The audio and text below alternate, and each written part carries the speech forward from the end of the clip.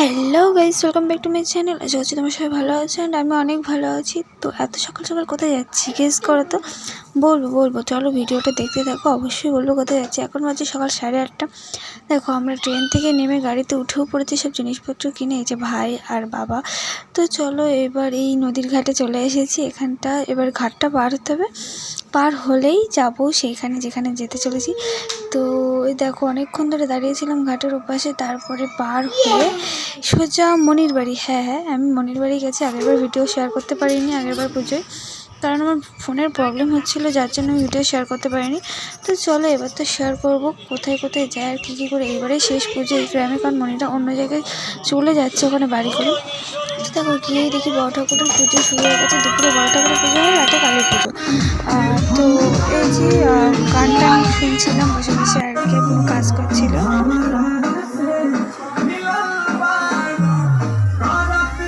আমার অবস্থা পুরোই খারাপ, এত গরম ওইদিকে। আর সেদিন হাওয়াও ছিল না। দেখো রাত্রেবেলার দিকে গুছি টুছি নিয়েছিলাম, ওই সিম্পলি সেজেছিলাম। রাতের দিকে এমনিতেও কোনো লোকজন থাকে না ওদিকে। আর মনিরদের গ্রামের যে থান আছে ওখানেও কিন্তু কালী পুজো ছিল সেই সেম দিনে।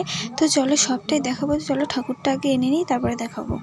আর এদিকে দেখো বনুর এত একটা লং ড্রেস পরেছে, সেটা পুরো ধুলো মাখতে মাখতে যাচ্ছে, সেটা আর কি দেখানোর চেষ্টা করছিলাম। ওই দেখো ঠাকুর আনতে চলে এসেছি আমরা।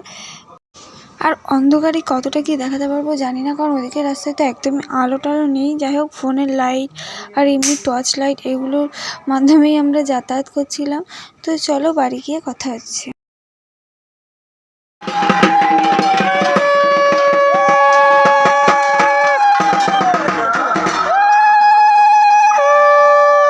আর এই দেখো বাজি ফাটাতেই ব্যস্ত, সেই ঠাকুর আনতে বেরোনোর থেকে, মানে সেই শুরু থেকে।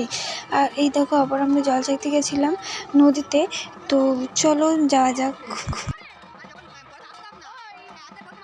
আর ওই দেখো ওই যে ওরা নদীর ধারে, তো অন্ধকার ছিল। যাই হোক অনেক কষ্ট হয়েছে, অনেক হাঁটাচলা হয়েছে। তো আবার খেতে চলে এসেছিলাম। খানিকক্ষণ বসে থেকে ডাল ছিল, আলু ভাত ছিল, ভাত আর সয়াবিনের তরকারি ছিল। অন্যরা খিচুড়ি করে, কিন্তু এবার কিন্তু করেনি।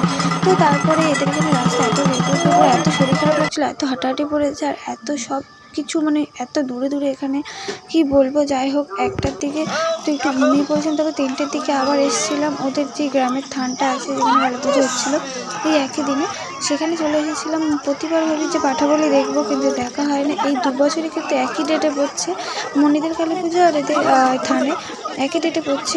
অন্যবার আলাদা আলাদা দিনেই হয়। যাই হোক প্রতিবার পাঠাবলি দেখবো ভাবি, কিন্তু দেখা হয় না। তারপরে দেখো এখানে হরিণ দিচ্ছিল 30 কিলো বাতাসে, যা যা মানসিক থাকে আর কি। তারপরে ওখান থেকে বাড়ি গিয়ে একটু বসেছিলাম। তারপরে গেছিলাম ঠাকুরের ওখানে, কারণ এখানে একটু পর দেখবে প্রচুর পরিমাণে ভিড় হবে। তো তার জন্য প্রসাদ আগে থেকে ফল টল কেটে একেবারে রেডি করে রাখছিল। তারপরে গেছিলাম আমরা জল আনতে গিয়ে সে এত মেঘ করেছে, এত ঝড় উঠেছে, হালকা বৃষ্টিও পড়ছিলো, কিন্তু বৃষ্টিটা হয়নি। হাওয়ার জন্য মেঘ কেটে গেছিলো। বাড়ি এসে দেখি বরণ হয়ে গেছে ঠাকুর। কী করবো, জল আসেনি। এদের এখানে জলের এত প্রবলেম, এত দূরে জল আনতে যেতে। সেই ছোটোবেলা থেকে দেখে আসছে এদের এখানে জল আনতে যেতে অনেক দূরে। তো তারপরে বাড়ি এসে দেখি ঝড় উঠে গেছে। তো এবার যাবো ঠাকুর টোবাতে, মানে বিসর্জনের পালা এবার। তো তারপর কিন্তু আমরা একটু রং টং খেলে চলে গেছিলাম বিসর্জনের জন্য। আর সেই রং খেলার ক্লিপটা নেওয়া হয়নি। যাই হোক কীভাবে কি ডিলেট হয়ে গেছে, কি নেওয়া হয়নি জানি না, পাচ্ছি না। যাই হোক তো দেখো এখানে 7 পাক ঘুরছে, আর আমার ভাই তারপরে বড় ভাই দেখো সব কি করছে। ওরা রং নিয়ে দুজন মিলে কাড়াকড়ি মারপিট করছে। আর ওই দেখো এবার যাবে ঠাকুর টোবাতে নদীতে। আর এদের এখানে যে মানে কাঠটাতে, যে কাঠামোর ওপর ঠাকুরটা তৈরি হয়, সেটা কিন্তু নদীতে মানে ঠাকুর সামনে ডোবানোর পরে সেই কাঠামোটা কিন্তু তুলে আবার রেখে দেওয়া হয়, পরের বছর আবার ওই কাঠামোই ঠাকুর তৈরি করে। তো দেখো তারপর বাড়ি এসে দেখি এইদিকে তো প্রচুর পরিমাণে ভিড় হয়েছে, মানে এদের থানটায় যেখানে পুজো হচ্ছিলো ওখান থেকে প্রসাদ নেওয়ার জন্য। তারপর ওদের বাড়িতেও প্রসাদ মানে ফুরিয়ে গেছিলো। আমরা জল আনতে গেছিলাম, সেই ফাঁকে মানে সব দেওয়া হয়ে গেছিলো।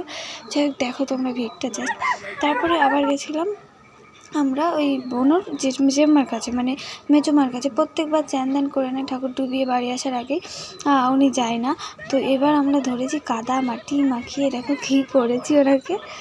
আর এর দেখো এখনও রং মাখানো শেষ হয়নি, এখনও ছুটছে আবির নিয়ে।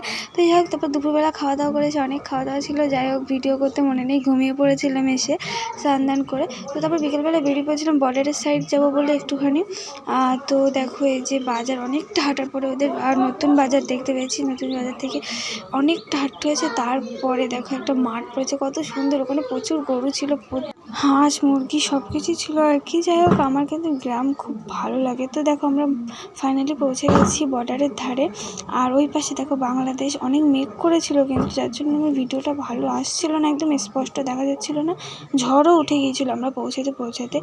তো এদের এখানে খুব একটা কিন্তু বৃষ্টি হয় না, এই ঝড়ের জন্যই মেঘ কেটে যায়। যাই হোক, দেখো আমরা এই নদীর পাড়েই ঘুরছিলাম আর কি, বর্ডার সাইড, এদিকে ক্যাম্পও ছিল।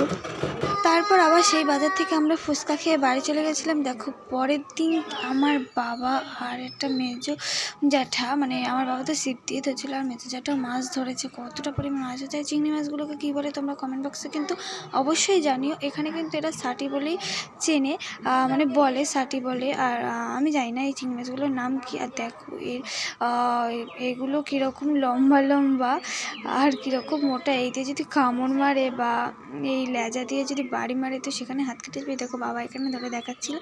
আর আজকে ধরে 3 দিন না 2 দিন হয়ে গেছে, আর আজকে ধরে 2.5 দিন হয়ে গেছে। তো চলো এবার আজকে বিকেলে বাড়ি যাওয়ার পালা। তো আজকে ভিডিওটা এখানেই শেষ করছি। ভিডিওটি ভালো লাগলে লাইক করে দিও, কমেন্ট করতে অবশ্যই ভুলো না। আর আমাকে কেমন লাগছে ভিডিওগুলোতে অবশ্যই কমেন্ট করো। টাটা।